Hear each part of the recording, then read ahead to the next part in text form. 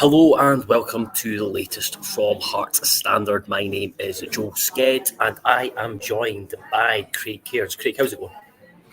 I'm very well, Joel. How are you? Where are you? I am I am trying to hide from being under a light in Starbucks in the city centre of Baku, very sweaty, which I'll come on to explain issues surrounding that later on. With regards to my hotel and my need to use Barry Anderson's hotel later on today. But we are here, before we talk about Baku and maybe we'll start looking ahead to Dinamo Minsk game on Thursday night, we will look back at the Ross County game. From the weekend, we were both there. You were there in a professional capacity. I was there hospitality with pals. But before we do that, we've got a message from our sponsorship, which are Good Vibes Giveaways. Are proud to sponsor Hearts Standard and offer fantastic prizes to fans of the club. Prizes change weekly and include tech and gadgets, days out, weekends away, tax-free cash, and even OASIS tickets. You can get your tickets now at www.goodvibesgiveaways.com and enter for the chance to spread good vibes. Sunglasses emoji.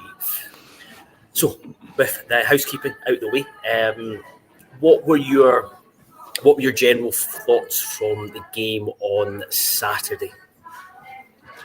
I should probably just say to begin with, my screen just went blank and had a buffer screen for a wee minute there, and there was a delay when we first came on before we went live, which doesn't seem to be there now. So just to give the viewers and the listeners a head up that there may be a few tech issues as we do this cross-continental link.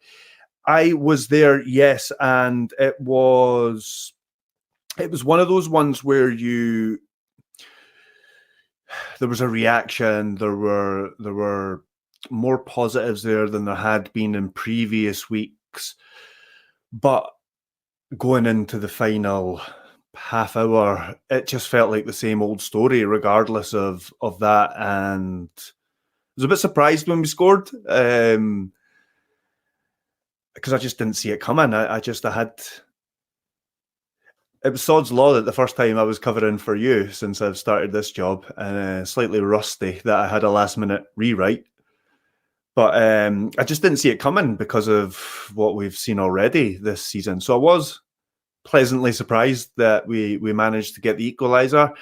And then I suppose that then allows you to put a bit more of a positive spin on the 90 minutes, which I know that some fans just aren't buying, just won't swallow whatsoever. There's some people that just are going to see this as a continuation. But I mean, what else can Liam Fox do after a couple of days on the training? I mean, we should still win the game. Let's not beat around the bush there, but we should still be winning the game at home to Ross County, regardless of the run that we're on. But in terms of the job that Liam Fox has done, I think he did pretty much all he could do up until the cliche they stepped over that white line, because the chances were there. We didn't take them, and if that Devlin chance right at the start, that's got to be a goal. And if that's a goal, then we're maybe talking about our first win of the season right now. Yeah, absolutely. We'll come on to talk about, because I was going to talk about my general thoughts about the positives and negatives of it, but I suppose we'll come on to them in more detail later on. What did you make of the starting 11? So there was a few kind of eyebrows raised. Adam Forrester got his first start. Musa wasn't in the squad. Malachi Boateng wasn't in the squad. Salazar wasn't in the squad. Stephen Kingsley played at left back, so James Penrice was on the bench. So what did you make of the starting 11? Because neither of us, I don't think either of us got close to predicting the starting 11 or saw just the manner of changes and who was left out coming. Yeah, I was fairly pleased with my effort. Got like the front three right, but I think that there was some that I kind of like. Boateng dropping it, I suppose it looks a little curious that he's dropped out altogether, but I don't think it's that big a deal, really. I think home Ross County, you only need one of him and Beningame, and Devlin started the game as well. I don't know if there was something in all the new signings not starting, the summer signings. I don't know if that was some kind of statement or whether it was just a quirk of the team that he happened to pick. I was a bit surprised at Penrice dropping out. Could be just too much football. It could have, I don't know, there could be a reason for it. There could be a reason that we're not aware of. That sometimes does happen. If it was purely on form or ability, then I find that a wee bit disappointing, because I think he's been really good this season, and I think he would have been good in that team. I think he would have helped us be more positive in the Ross County half. And other than that, I mean, I thought he would have went 4-2-3-1. I was a wee bit surprised with 4-3-3, but I liked it. And again, I think it worked. I think what he tried to do worked. I just think that the players didn't quite execute it on the day. So I was going to carry on, but on you go. No, I was just nodding. I was agreeing with you. But yeah, I looked at surely you look at the 11, good enough to beat Ross County. The chances were there, and I suppose if you want to stick on the positives, for me were the number of chances we created. I think we both spoke about it in our articles over the weekend. Whereas is the number of good chances that Hearts created for the first time, like the expected goals, just in terms of the league games this season. It was, I think you put it up, there was almost more created against Ross County than there was against every other team combined in the league, and that was really encouraging. But there was still that element of, it was the same old story where started well, created a couple of good chances, didn't take them, and then it's just, as the game gets on, there's that vulnerability, there's that inevitability that we thought was just going to peter out. Yes, admittedly, I left hospitality, being a few mates left early to go to the pub. I watched the rest of the game in the pub before returning to hospitality, and there was just there was a surprise that we did score, but then, like, being in the pub when we did score, there wasn't a massive outpouring of relief or anything. Mm-hmm. People, because yes, it was good not to lose, but drawing still wasn't good enough. Yeah, definitely not. No, it's definitely not. And given that it's the last game before we go into this schedule, and the first game after the first European game, which, I don't mean this free hit in the purest sense of the form, but in a sense, it's a sort of free hit. I think that it'd be good to get the monkey off our back on Thursday, yes, but I don't think it's... Yeah. The one against Aberdeen's more important. It's more important to get wins in the league right now. And it's about as tough a game as we could pick for after it. So given that the games that we've got coming up, yes, it was... we were in a bit more desperate territory for needing a win. But hopefully, and I realise that I'm clutching at straws here, and I have been for weeks, but there are times where you're leading for a whole game and you lose in the last couple of minutes and it feels like a defeat. And conversely, you can take momentum. It's not that this feels like a win, but you can still use that good feeling to end the game and that momentum. You didn't feel it in the pub, but there definitely was a bit of it in the stadium, and there definitely was on the pitch, especially from Lauren Shankland. So I and as I say, I do realise I'm clutching at straws here, but we can potentially take that momentum or feed into the kind of the positive feeling from the end of that game.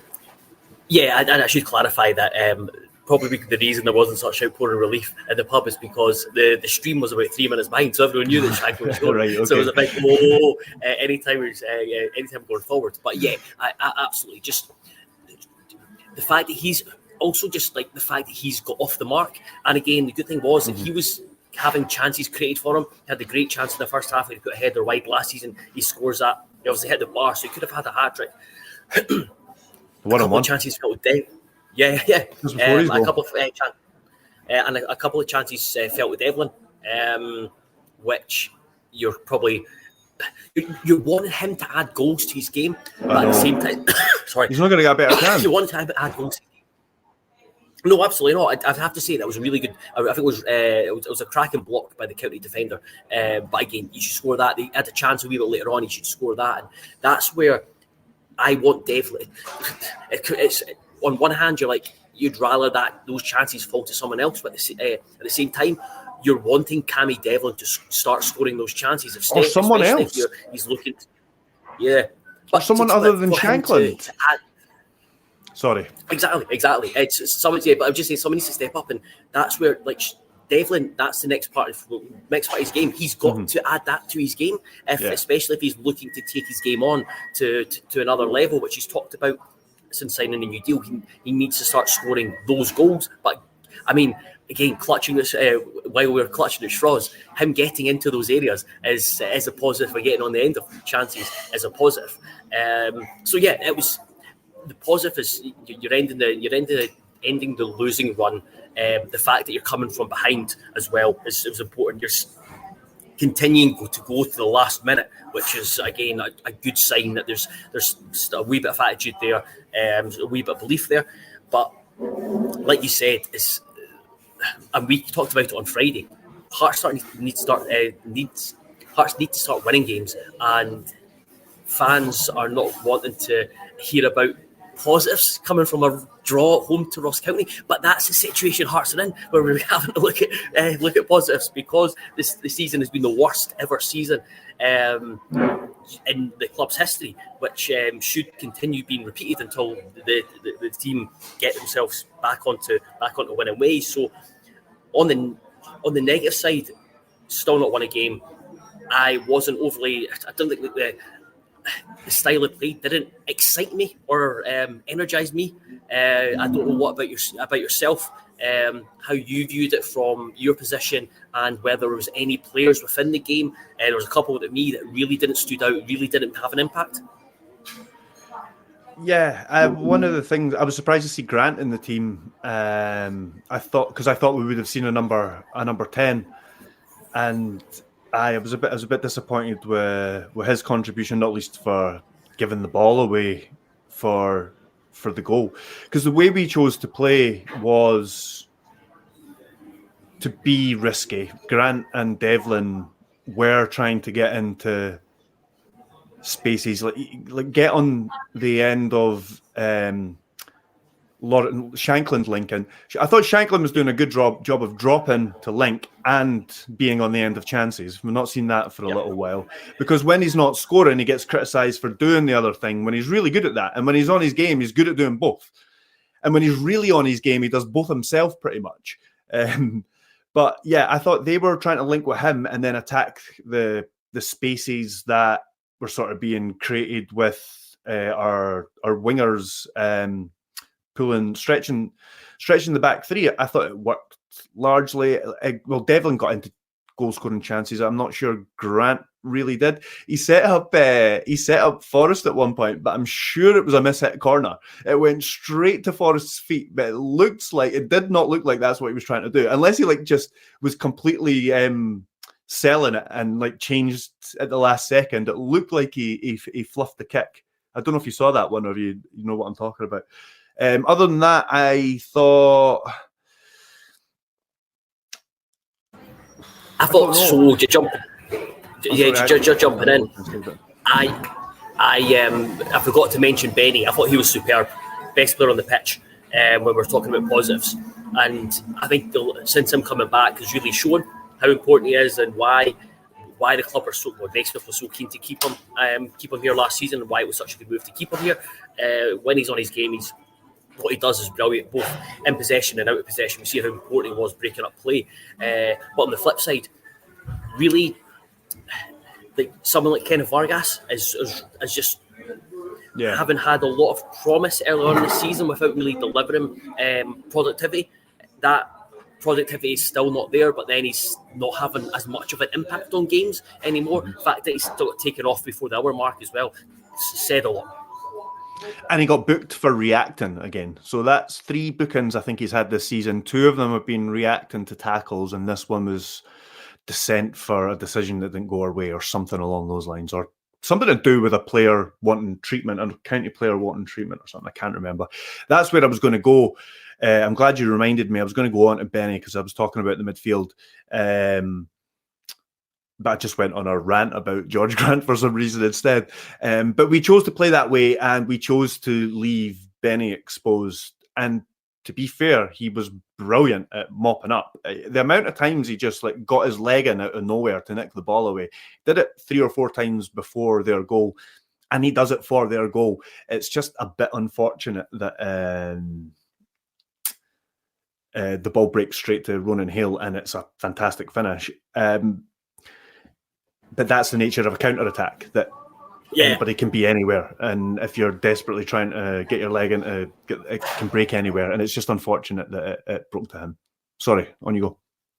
Oh, I was just going to say that, in the nature of how the position Hearts are in at the moment, and I hate talking about, because it wasn't luck, but it's just these kind of things just go against you, where a boy from Ross County's banging one in the top corner past Craig Gordon. Absolutely stunning strike.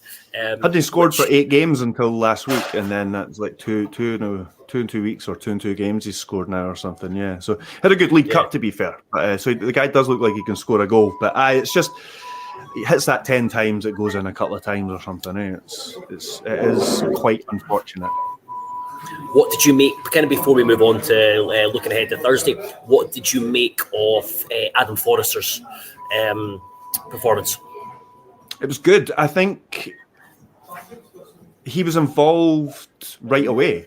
If I remember correctly, he was involved. One of the first touches of the ball, he found Shankland, who played it down the right. I think like we won a throw or something like that. Very positive first touch for him, and then he was involved in the 1-2 that eventually led to Devlin's chance. Where it wasn't like silky or anything, but it was just like a wee sort of neat back heel to play a 1-2, and yeah, I thought he started very positively. He and Kingsley. Very similar to how I've only seen the 1B team game, but very similar to how the fullbacks played there, which I was reluctant to call them inverted in my report or in the analysis that I did, because they were doing a bit of both. I think as the game wore on, they were kind of coming in the pitch a bit more, but they were definitely doing a bit of both. And especially in the opening stages, and especially Forrester, he was doing well, and I think he sort of fell out the game a wee bit in the second half. But I think overall, it wasn't like he was a deer in the headlights. He didn't look out of place. So yeah, overall very positive. And it begs the question as to why we've not been giving guys like this a chance before. I suppose because we're at about as low a point as we could be, and we've thrown in a 19-year-old and he's not looked out of place. So certainly not any worse than Taylor's looked in 80% of the matches he's played in. Yeah. I thought it was solid in general, pretty solid. And you make a very good point about why he's kind of not been given that opportunity earlier, namely the Dundee United game, but also, and he's seen the way the crowd responded. The crowd responded to him certainly early on as well. Was they were encouraging him. They wanted him to succeed, and then the response to anything positive that he did was more than you would for just for another player. So yeah, I thought it was solid. I don't think he has anything to be down about with his performance. And I imagine there's a good chance that he's going to get more just because of Taylor's injury and this. You talk about opportunity. This could be a really, really good opportunity for him to get a number of games under his belt and make a case for him being within the first team environment beyond January, when there was suggestions that he could go on loan prior to Gerald Taylor's injury. So yeah, I think it was encouraging, a solid display, and it's one that you hope he's going to build on going forward into the rest of the season, and it could. Natural. On you go. I just wanted to say, because I wonder what this means for Oyukoki then, because that's 2 managers now that have, in the absence of Taylor, one selected a left back ahead of him. He's supposed to be like our other choice there. He played one game at centre back, didn't play there again. Was subbed at half time? I think so, yeah. I subbed up at Dens, yeah. But he came on against Pilsen at centre back. And he's like, I mean, he looked okay when he came on against St Mirren at right back as well. I'm not saying the guy's a bad player or anything. I'm just saying, like, that's one manager who's picked a left back, who some people say like he's more of a centre back now, like he doesn't have the attributes to play left back anymore, so we're moving him over to right back. And another manager who's promoted a teenager from the B team instead of playing him. So I don't know what this means for Oyikoke. It's I think old lady trying to sell me rolls in Starbucks. I don't know what's going on, but I think what we've probably learned that he is and this is something that Neil McFarlane said when I spoke to him at the start of the season. His best position is a right-sided centre back. So I think that's where. And he's still young as well, so in the future I think he will be a centre back. But yeah, it looks like he's on the outside looking in at the moment, which especially if we're going to play in a back four, there's not much space for him because we've got Kent, Halkett, Kingsley, Rowell. So you can argue he's fifth choice at the moment. Again, people might ask the question about Lewis Nielsen, but that's a longer term question. Suppose we move on to talk about the game on Thursday. We might, just with timings over here, we might hop back on Thursday morning potentially, depending on our schedules, just to talk about what happened at the press conference the night before. But just because of the timings, it might be difficult to do on tomorrow. But it's Hearts play Dinamo Minsk on Thursday night, and I think it's Bebop Boop asks, would you say Minsk are one of the weaker teams in the Conference League? Yes, because they were in a pot that was lower than Hearts, so definitely one of the weaker teams in the Conference League. It's interesting because they played. They're already 20 games into their league season. I admit I've not had much chance to watch them too much or find out too much about them. I know you had a wee look into them when the draw got made, but that's what I'm hoping to find out. We're going to the press conference tomorrow, 6:30 local time, 3:30 back in Scotland, so hopefully find out a wee bit more about them. Yeah, there's lots of information. I mean, I could go back and have a look and see what I wrote, but it's for the Belarusian team for the Belarusian league, and looking at their football there, wasn't finding any clips. It was all just numbers. It was all just lists of results and things like that. So really, all the other teams, you can have some sort of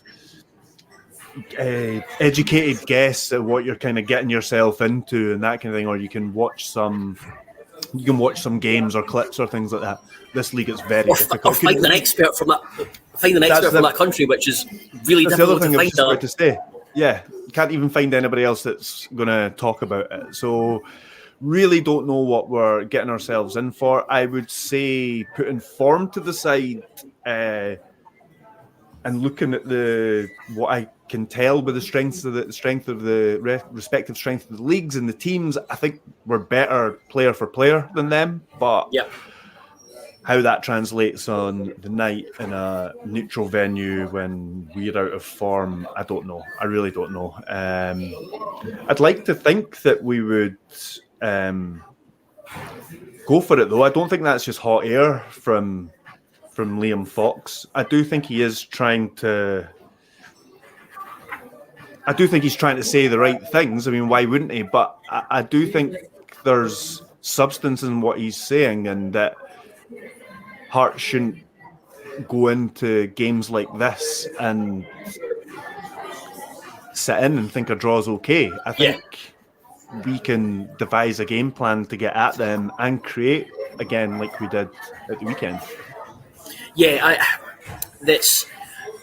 it's a game that Hearts should be looking, and even with the form we're in, it's a game that Hearts should be looking and viewing as a win, especially with the feeling that this is a tournament we can actually do something in. And when I say do something in, I mean potentially get out of the league phase into the knockout stage, even the knockout playoff. To do that, you need to win.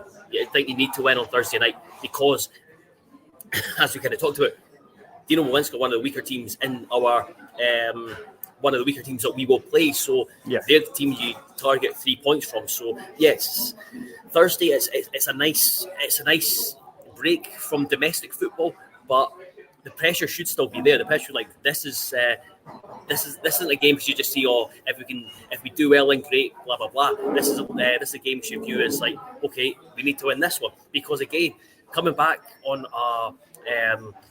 4,000 kilometres, coming back with a win to take to Aberdeen, to take to Pittodrie, would be massive. So when it kind of fit on two sides, how important this game is. First, in terms of the desire to hopefully get through into the knockout stage, but also just again build on that momentum from that last minute goal to get 3 points, to gain some confidence to take to Pittodrie, and finally, hopefully, someone beat Aberdeen, because I'm fed up with they winning every single game. I thought Dundee were going to do it, I have to say. I thought it was going to come down there, but no. It's not going to get any easier from here. You could make an argument that the team that I can't stop calling Petrofac at home would be an easier game, because I just don't know how the neutral venue plays into all this. Okay, that might take away their home advantage, but we're having to travel to Asia to play a football match. I don't know how that affects us. So yeah, I really don't know. It's a really difficult one to call. But I totally agree that if we want to do something in this competition, then we have to be winning this game. I think, and before people think maybe we are getting ahead of ourselves thinking we can win 2 matches from 6, but you could potentially qualify with 6 or 7 points. Yes. They're basically doing what they do with every competition now, in that they're bloating it so that you have hundreds of games just to get rid of a few teams, and then you have a big knockout phase. Yeah, exactly. And if that helps Hearts get a few more games in Europe, fine. Yeah, exactly. Yeah, it got Scotland to tournaments, so yeah. But in terms, I do feel sorry for fans, because we kind of come on to talk about Baku just now. We arrived on Monday evening, and so this is kind of second. This is the first full day here, but it is a very, very cool place. Like a really, really cool place. It's really, really lively, cheap. Really, like kind of cheap. I don't know if it's as cheap as Pilsen, but it's certainly cheaper than Edinburgh, that's for sure. And the weather's great. It's a really nice city where it's got the old part of it, but also there's so much money that's clearly been invested in here. So I was about to say that you can tell that by the sporting events that have taken place there over the last 5-6 plus years. I think going back 6 years now, was it the European Games or something like that were held there? And then they've had one of the European finals were there in more recent years. But tell me, Joe, what's the accommodation like? Yeah, thanks for asking. I just seen James' message. Are you staying near the team hotel, in the team's hotel? James, I can confirm I'm staying nowhere near, or I'm definitely not staying in the team's hotel, because I'm staying in a hotel that. So we got here on. I'm staying in the same hotel as Barry from Even News, and we got here on Monday evening, and the hotel didn't show up on. So we booked it via Booking.com. The company did anyway. There's your first mistake. And yeah, it didn't show up on Google Maps, and then we turned up to this. So just a door open, walked up a flight of stairs, and there was just this guy there sitting with his phone, and basically saying that we couldn't check in because we hadn't booked it ourselves on Booking.com, and then he then asked us to pay in cash. So he frog marched us to the nearest ATM to pay in cash. We got our cases, and then he walked us to a completely different hotel, which has a proper reception. Got into this, so then managed to get into the room. I have no hot water for a shower. My shower door. There's only half of a shower door, so I can't even have a cold shower because everything comes out. There's no, the toilet doesn't flush, and the door's been kicked in definitely at least once, because there is now a plank of wood that's been hammered in to allow it to lock. So I've had to, last night, had to push a table up against it to ensure that if someone was wanting to break in, they couldn't, or at least they would give me a wee bit of time to wake up and react, because there's a table blocking the door. It is. I was going to describe it as a shithole, but that is being unfair on shitholes. It's been an experience. I'm guessing it was bought on the company credit card, and that's what he's talking about. You didn't buy it yourself. It was booked, no. So I had to pay for it. I had to pay cash for it when we arrived, but it was booked by the company. Oh, so you guys had booked but not paid? Is that what you're saying? Yes. Before you went over, right? Okay, I get you now. Right. But when I was wondering why you were handing over cash if you had already paid. I'm just hearing all this for the first time, by the way, like all the viewers and listeners. So I'm not just like acting here. This is the first I've heard this. So it was very much a case of I am spending as little time in that hotel room as possible. So that's why I came down to Starbucks, because I think it's nicer, and it's not as remarkable. It's not as loud as well. So yeah, it's very pretty dodgy, and you go onto the hotel on booking.com and you look at the reviews, and all the reviews are brilliant, but they're all on from the same day. So interesting. Now I'm going to have so thankfully Barry's in a different room, but he's got hot water, so I'm going to have to use his shower and his toilet. Yeah. Oh man, it's been amusing, but that's everything else aside from that is incredible, and I do feel it's a shame, because Hearts have not really done anything. Hearts fans have not done anything to be kind of punished for it. I know it's like UEFA sanctions, but yeah, it is unfortunate, because you're basically just being denied a third of the potential away trips. Yeah, it is. It's really unfair. And it's the only time I would imagine most Hearts fans would want to come to Asia, Azerbaijan, or because it's not the easiest place to get, it's not the cheapest place to get to, and it's a fair bit away. It's like further east than Baghdad. So, but no, aside from that, everything other than the accommodation has been really good so far. Yeah.